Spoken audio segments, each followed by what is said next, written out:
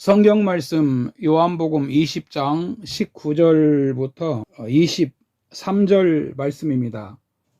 19절 한 절만 봉독해 드리겠습니다. 이날 곧 안식구 첫날 저녁 때에 제자들이 유대인들을 두려워하여 모인 곳의 문들을 닫았더니 예수께서 오사 가운데 서서 이르시되 너희에게 평강이 있을지어다. 저는 이 본문 말씀을 가지고 은혜와 사명 이런 제목으로 잠깐 말씀을 나누겠습니다. 성도님들은 주님의 은혜를 받았습니다. 주님의 은혜를 받은 성도님들은 주님이 주신 사명도 감당을 하셔야 됩니다. 그러면 먼저 우리가 어떤 은혜를 받았습니까?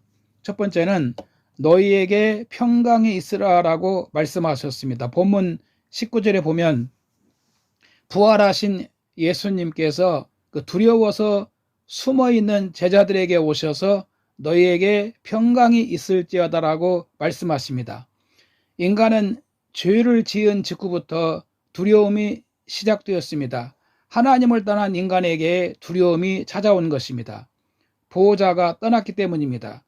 요한일서 4장 18절에 보면 두려움에는 형벌이 있음이라고 말씀하십니다. 그런데 예수님이 우리 인간의 죄를 대신 지시고 십자가에 죽으시고 죽음의 권세를 이기시고 부활을 통해서 인간이 가지고 있는 두려움의 문제를 해결하신 것입니다. 그리고 부활하신 예수님이 제자들에게 오셔서 너희에게 평강이 있을지어다라고 말씀하십니다. 그래서 이는 단순한 인사말이 아닙니다.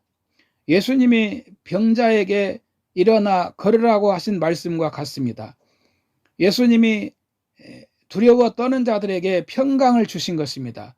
예수님이 우리의 죄 문제를 해결하시고 죽음 문제를 해결하시고 이제 너희에게 평강이 있으라라고 말씀을 하신 것입니다. 모든 분이 예수님을 구주로 믿음으로 주님이 주신 이 평강을 누리시기를 바랍니다. 두 번째는 성령을 받으라고 말씀을 하셨습니다. 본문 22절에 보면 이 말씀을 하시고 그들을 향하사 숨을 내쉬며 이르시되 성령을 받으라라고 말씀하십니다. 하나님 앞에서 모두가 죄인이었습니다. 의인은 없나니 하나도 없다고 하셨습니다. 한 사람으로 말미암아 죄가 세상에 들어오고 죄로 말미암아 사망이 왔습니다. 이러므로 모든 사람이 죄를 짓고 모든 사람에게 사망이 찾아온 것입니다. 죄 때문에 인간은 하나님과 막혀 있었습니다. 그런데 하나님께서는 예수님을 통해서 우리의 죄 문제를 해결해 주신 것입니다. 그리고 죄 문제를 해결하시고 성령을 보내주셔서 성령님의 도우심을 받게 하셨습니다. 성령님이 오셔서 하시는 일이 무엇입니까? 예수님을 구주로 믿고 거듭나게 하십니다. 진리를 가르쳐 주십니다. 또 죄를 이기게 하십니다. 이뿐만이 아니라 아름다운 성품을 갖게 해서 행복한 사람이 되게 해주십니다. 여러분, 이와 같이 우리는 예수 그리스도를 통해서 평강을 얻게 되었고 그리고 주님의 성령이 우리에게 오시는 축복을 받게 된 것입니다. 세 번째, 주님의 은혜를 입은 자들의 사명입니다. 본문 21절에 보면 아버지께서 나를 보내신 것 같이 나도 너희를 보내노라고 말씀하십니다. 하나님이 예수님을 세상에 보내신 이유가 무엇입니까?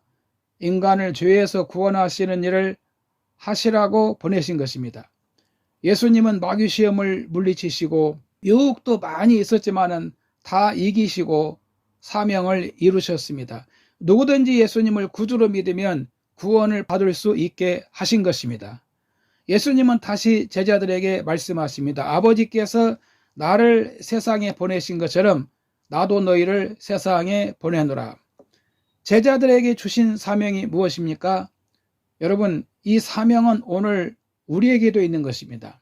몇 가지만 말씀을 드리면, 먼저는 교회에서 신앙생활이 다른 사람들에게 본이 되어야 한다는 것입니다.